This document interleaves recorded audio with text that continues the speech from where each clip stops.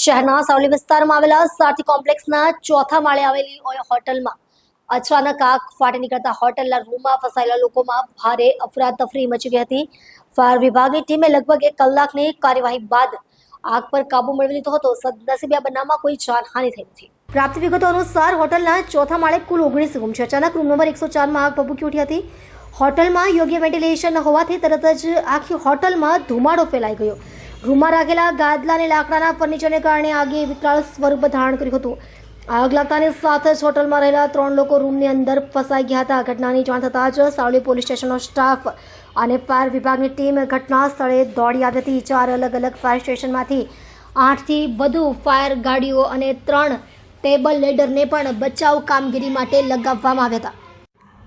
ચોથા માળે આગ હોવાથી અને હોટલમાં ઘનઘોર ધુમાડો ભરાઈ જવાથી ફાયરના જવાનોએ ઓક્સિજન માસ્ક પહેરીને કામગીરી હાથ ધરી હતી. તેઓ હોટલના કાચ તોડીને ધુમાડો બહાર કાઢ્યો અને કાબુ મેળવવાનો પ્રયાસ કર્યો. ફાયર વિભાગની ટીમે ખૂબ જ મહેનત કરીને લગભગ 1 કલાકમાં આગને કાબૂમાં